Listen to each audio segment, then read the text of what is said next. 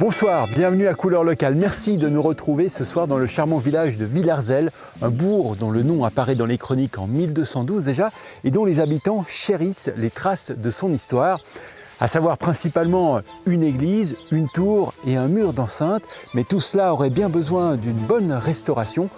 On va voir ensemble tout à l'heure ce que la commune a mis sur pied pour sauver ces vestiges du passé. Puis on verra aussi que ces bâtiments sont importants pour bien comprendre l'histoire de toute la région. Un peu plus tard, on ira visiter un autre vestige du Moyen-Âge qui donne toute son identité à la ville de Porrentruy. On ira sur Soleure non pas pour boire, mais pour y faire une belle promenade et y découvrir la richesse de son patrimoine. Et puis enfin, on rendra honneur à la tradition agricole de Villars-Zel, puisque l'épisode de notre série consacrée aux icônes, ce soir, vous parlera de vaches. Elle est musclée, elle a un bon devant, elle a des cornes impressionnantes, elle a un gabarit, elle a tout, quoi, comme on dit, comme on les aime. On va tout de suite vous emmener visiter le bourg médiéval, mais avant, on vous laisse avec les nouvelles du jour préparées par nos bureaux régionaux. À Neuchâtel, les jeunes rives vont se refaire une beauté. Le Conseil général a dit oui, presque à l'unanimité, à la suite du projet. Un grand espace pour des festivités, des activités sportives et de la verdure. Évidemment, la fameuse place rouge reste dans le décor. Coût total de ces travaux, environ 7 millions de francs. Ce sera aussi le clap de fin pour le parking qui fermera définitivement le 1er janvier 2026. À sa place, un parc arboré et des zones de loisirs seront aménagées. Le gros des travaux est attendu entre 2026 et 2027.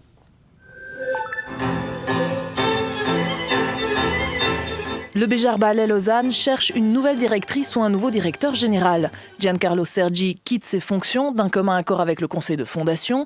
Nommé en septembre 2022, il avait repris les rênes de l'institution, alors en crise sur fond de harcèlement moral et sexuel. Aujourd'hui, il estime avoir apaisé la compagnie et souhaite réorienter sa carrière.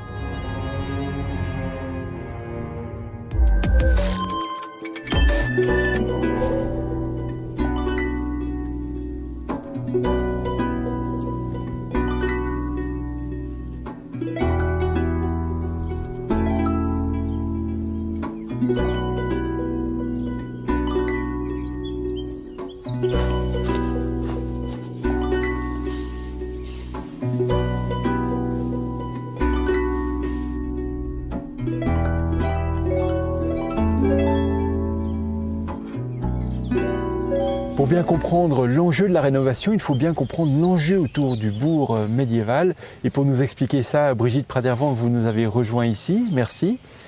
Vous êtes historienne de l'art. C'est vous qui avez écrit la partie de Villars-Zel dans le livre consacré aux monuments d'art et d'histoire du canton de Vaud.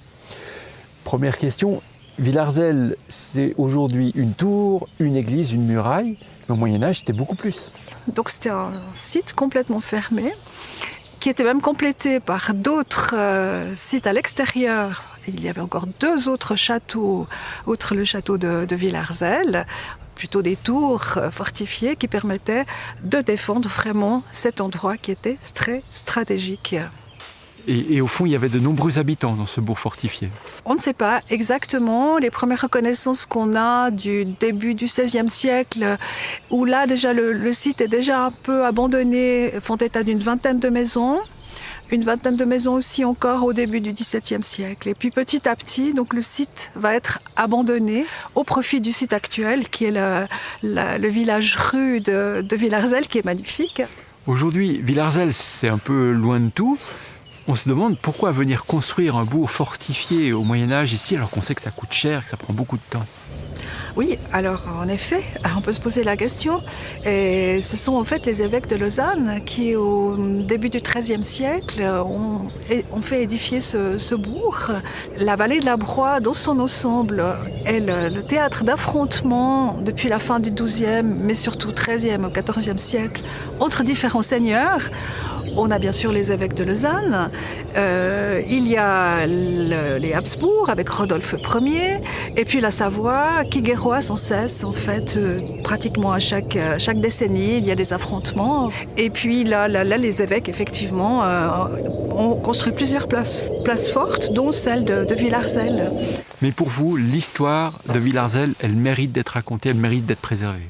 Effectivement, il y a sans doute encore beaucoup de choses à découvrir parce que les documents ne révèlent pas tout.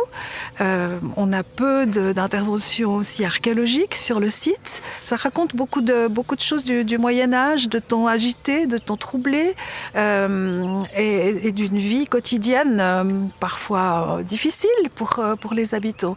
Et alors maintenant, la préservation du site, c'est un site absolument magnifique et qui allie aussi beaucoup de qualités, je dirais, qu'on apprécie aujourd'hui, la tranquillité, la nature, on peut s'y promener, en même temps découvrir l'histoire. Je pense que c'est un site qui mérite d'être valorisé. Brigitte Pradervant, merci beaucoup pour ces explications. On vous souhaite une excellente journée. Merci beaucoup. Pour une ville ou une commune, avoir un bâtiment historique, ça marque les esprits, ça aide à ancrer le lieu dans le paysage culturel et touristique. C'est une véritable plus-value. C'est le cas ici. C'est aussi le cas à Porrentruy, comme nous le montre ce reportage de Thierry Grunig.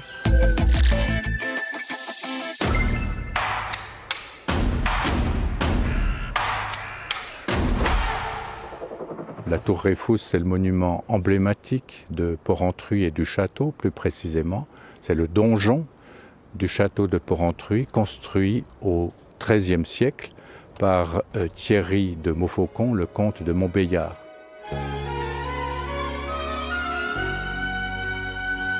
Nous sommes arrivés ici au deuxième étage de la tour. Cette pièce a la particularité de présenter une grande cheminée murale. Ça semble indiquer que cette pièce était, entre guillemets, habitable. La tour a plusieurs fonctions. Elle a une fonction de surveillance, évidemment, et elle a également une fonction défensive, justement, avec les archères. Comme on en voit une ici, il fallait être de petite dimension pour pouvoir placer un arc dans cette archère. Comme ça, il peut aller jusque tout au bord du mur extérieur, mais il est protégé des tirs de l'ennemi.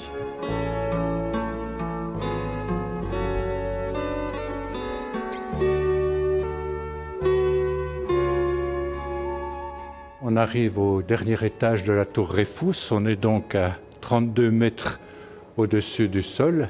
L'origine du mot Reyfous, il y a deux étymologies. Il y en a une plutôt latine qui fait remonter le mot à refugium, le refuge. Et puis on a une autre théorie plus alémanique, rif-hus, une construction sur le roc ou sur la rive. Mais dans tous les cas, les deux étymologies conviennent assez bien à ces fonctions de refuge qu'avaient les donjons médiévaux.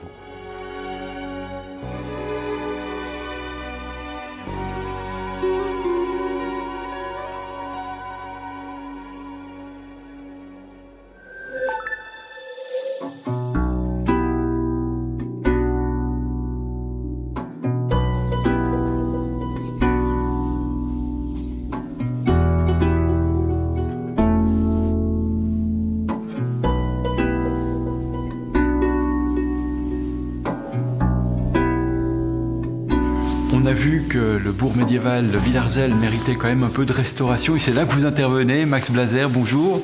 Bonjour. Merci de nous accueillir chez vous. Vous êtes le syndic de Villars-Selle et les bâtiments appartiennent à la commune de Villars-Selle. Donc c'est un peu à vous de les restaurer. Vous avez estimé à 3,1 millions de francs la somme qu'il vous faut pour les restaurer. Mais le budget de la commune, c'est 1,7 million de francs et il y a d'autres priorités comme les routes, etc. Comment est-ce que vous allez faire pour réunir cet argent ? On a choisi de créer une association qui s'appelle Au cœur de Villars-Selle, qui est destinée à récolter en fait l'argent que des associations, des fondations, des privés, des entreprises pourront mettre à disposition pour restaurer ces biens ici. Une fois que vous aurez restauré notamment la tour et l'église, qu'est-ce que vous allez en faire ? Est-ce qu'au fond c'est important pour les citoyens de la commune ? C'est important parce qu'on a le patrimoine, comme je l'ai dit, mais c'est aussi important parce que ce projet de restauration ici, il est aussi destiné ensuite à à fédérer en somme les gens qui habitent la commune, les gens qui viennent peut-être un peu plus loin, pour que ce site puisse vivre et continuer à vivre et qu'on ne le laisse pas mourir en quelque sorte. Et puis ça serait aussi important pour le tourisme. Oui, c'est un des 4 piliers. En somme, il y a 4 piliers dans cette affaire. Il y a le pilier du patrimoine, des monuments à préserver, à garder. Il y a le pilier de l'attrait touristique. Villars-Selle, c'est tout petit, mais c'est entre Avenches, Payerne, Estavayer, Moudon, Luçon. Et c'est un des attraits pour du tourisme doux. Il y a évidemment la question cultuelle. Ici, on est dans une église, donc on veut préserver cette vocation qui était la vocation première de l'Église. Et puis il y a la partie culturelle qu'on aimerait développer et qui servira, on l'espère, à développer les liens sociaux entre les gens qui viendraient consommer de la culture ici. Max Blazer, merci beaucoup pour ces explications. Je vous en prie, avec plaisir. Merci beaucoup. Avoir des bâtiments anciens chargés d'histoire pour une commune ou une ville, c'est important. C'est ce qu'a pu constater Daniel Bachmann, qui a été se promener sur Soleure. Il en est revenu enchanté et désaltéré. Soleure, c'est une ville de quelques 18 000 habitants, presque coincée entre le nord du plateau suisse et l'arc jurassien. On dit aussi de Soleure que c'est la plus belle ville de Suisse de style baroque. On va vous faire découvrir quelques endroits emblématiques. Il suffit de lever un petit peu les yeux pour se rendre compte que la vieille ville de Soleure est pleine de charme et surtout d'histoire. Nous vous proposons ce soir une toute petite balade de 2 km. Première étape, la cathédrale baptisée Ours et Victor, les 2 patrons de la vieille ville de Soleure. L'architecte de cette église devait faire visible le chiffre 11. Il a fait 11 portes qui entrent dans la cathédrale. L'église a été faite entre 1762 et 73. On est monté 3 fois 11 marches. On a toujours 11 choses. L'intérieur, très clair, impose le respect et le silence. Madame Kaiser, qu'est-ce qu'on peut dire de cet intérieur alors?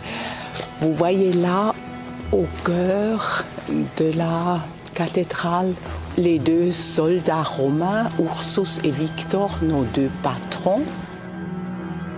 Nous voici quelques centaines de mètres plus loin, dans la cour des ambassadeurs. En 1530, le roi de France, François Ier, décide d'installer son ambassade à Soleure.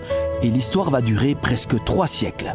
Pendant 262 ans, un ambassadeur vivait ici à Soleure. Il y a eu 2 travaux principaux. Il devait influer la politique helvétique et il devait recruter les mercenaires. Et au milieu coule une rivière, l'Ar. Elle a façonné la ville à l'époque. Là, c'était la ville majeure et sur l'autre côté, la ville mineure. Et les Solerois mettaient toutes les choses qu'ils ne voulaient pas dans la ville majeure au faubourg. Par exemple, la maladie, ça c'est le vieux hôpital, ça c'était la prison. Soleure, un trésor d'histoire et de patrimoine architectural à découvrir absolument.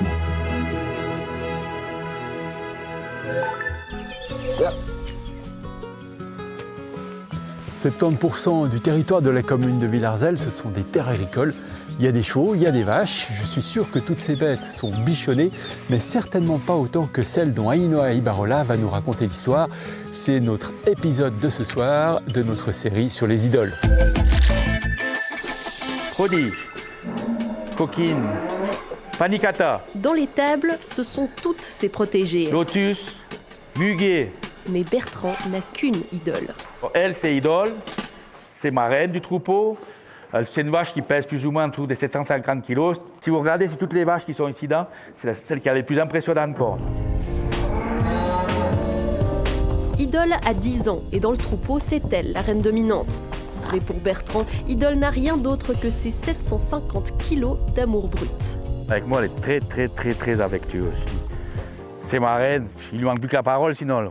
Elle nous discuterait. Regardez comme elle est gentille, comme elle est tout. Elle me suit comme un petit chien. Elle est musclée, elle a un bond devant, elle a des cornes impressionnantes, elle a un gabarit. Elle a tout, quoi, comme on dit, comme on les aime. Comme on les aime au combat, car lorsqu'elle croise une autre vache, Idole, d'instinct établit sa domination. Bon, moi, j'aimerais pas être en face d'Idole en tant que vache, parce qu'elle est imposante. Son point faible, moi je dirais, c'est ses cornes, ce sont trop des longues cornes. Elle est un peu désavantagée. Voilà, Idole a gagné. Elle est fiéreuse, elle est là, elle a une fierté de montrer qu'elle a gagné. Voilà. Puis l'autre voit qu'elle a l'œil en bas, qu'elle est triste, qu'elle a perdu. Voilà. C'est ça la vie de vache. Chez n'importe quelle vache, même de race laitière, il y a une vache qui est dominante. Par contre, chez la race des reins, c'est beaucoup plus exacerbé, ça se voit et ça se manifeste par des combats qui sont parfois assez durs, assez intenses. La reine, elle veut vraiment s'imposer par rapport aux autres. Et Idole aime s'imposer. Dernier podium en date 2023 lors de la finale nationale des combats de rennes. Idole termine 3e. On voit une morphologie hors norme, une masse musculaire à la hauteur de la nuque. La nuque qui s'engage entre la 90 Paluca d'Axel Aster et la 74 de l'étape Samarose. Idole. Moi, ça me donne encore la chair de poule quand je vois ça. C'était un moment magique. Elle n'est peut-être pas l'idole des jeunes, ni l'idole des foules, mais c'est l'idole de Bertrand, et c'est pour elle le plus important.